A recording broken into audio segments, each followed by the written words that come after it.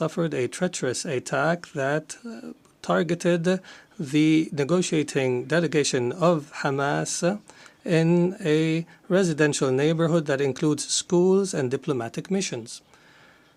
As a result of this attack, 6 martyrs have fallen, including a Qatari national who serves in the internal security forces, and 18 people have been injured. This aggression was a violation against our sovereignty and a blatant violation that is unjustified of international law. But the whole world was shocked because of the circumstances of this heinous act, which we have classified as state terrorism. Unlike the claim of the Prime Minister of Israel, this attack is not a legitimate right to follow perpetrators of terrorism. It is an act of a diplomacy that is dedicated to political assassinations,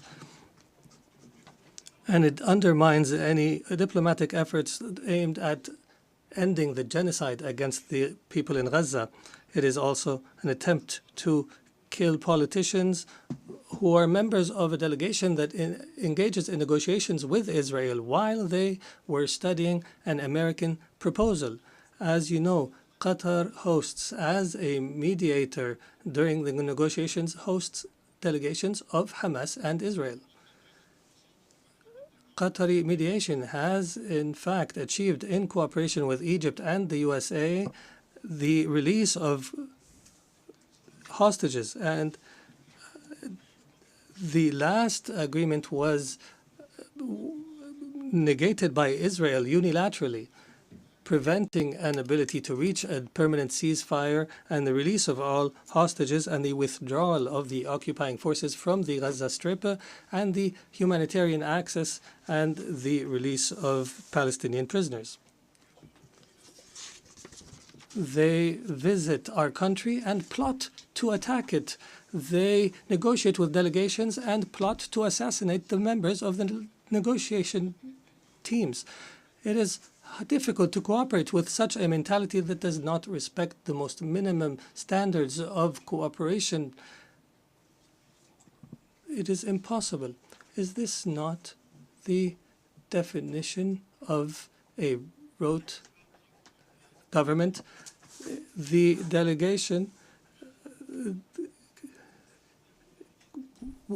they consider negotiations a continuation of war in other means and a way to delude the Israeli public opinion. If the release of Israeli hostages is the end of war, the government of Israel is abandoning the notion of releasing the hostages. Their goal is to destroy Gaza so that it is unlivable and where no one can study or receive treatment.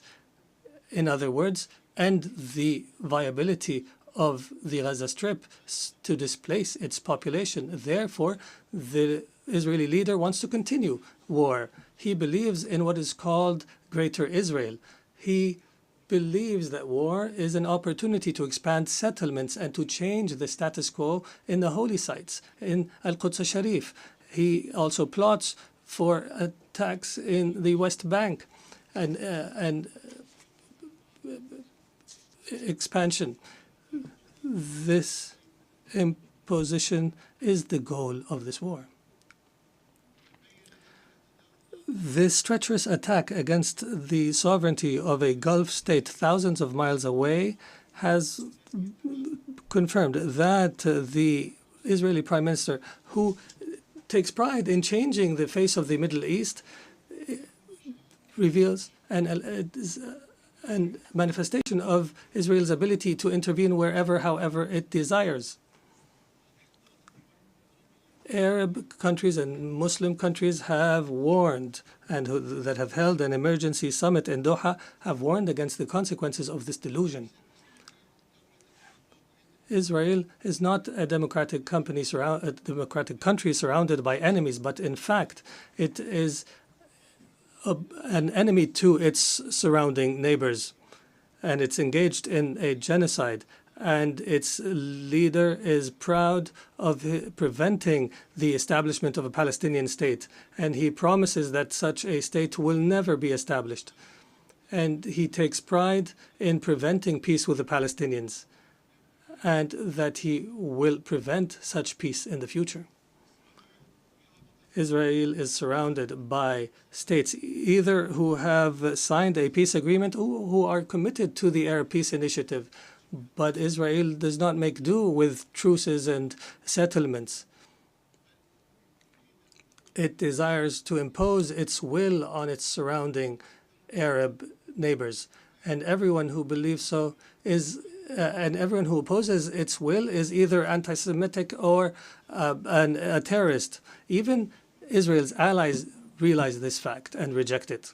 And here we are today, where we witness an international solidarity movement that is similar to the international movement against apartheid last century. And I would be remiss not to express my appreciation with the solidarity we have received in Qatar after the attack, including the statement by the Security Council that has condemned the attack. Distinguished Excellencies,